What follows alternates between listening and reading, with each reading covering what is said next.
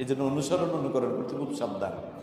আল্লাহর এবং তার রাসূলের অনুসরণ অনুকরণ না থাকলে তাদের অনুসরণ অনুকরণ করা যাবে না, এই কথাটাই আল্লাহ বলেছেন।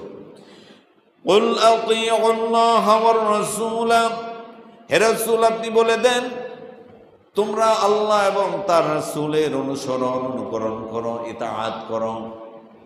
ফাইন তাওয়াল্লাউ, অতঃপর তোমাদের মধ্যে যদি কেউ মুখ ফিরায় আনে, কি ফিরায় আনে?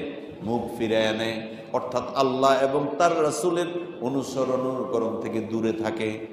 আল্লাহ রাব্বুল আলামিন বলছেন ফাইন্নাল্লাহা লা ইউহিব্বুল কাফিরিন, নিশ্চয়ই আল্লাহ রাব্বুল আলামিন কাফির সম্প্রদায়কে তিনি ভালোবাসেন না। জোরে বলুন নাউযুবিল্লাহ। কাফির সম্প্রদায়কে আল্লাহ কি করেন না? ভালোবাসেন না। তাহলে এই আয়াত দ্বারা কি বুঝলেন?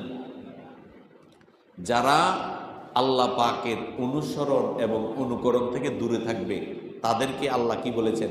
কাফির বলেছে। নাউযুবিল্লাহ বলবেন না? নাউযুবিল্লাহ। যারা আল্লাহ পাকের অনুসরণ নবীর অনুসরণ থেকে দূরে থাকবে তাদেরকে কি বলেছেন? কাফির বলেছেন।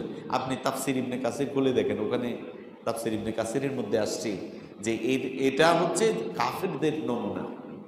কাফিরদের জন্য এটা কঠিন কথা যে যারা নবীর আল্লাহ এবং নবীর অনুসরণ করবে না তারা কি হবে? কাফির হিসেবে পরিগণিত হবে। নিজেদেরকে যত বড় মুমিন আর মুত্তাকি বলে দাবি করুন, তাদের দাবি আল্লাহর কাছে টিকবে না।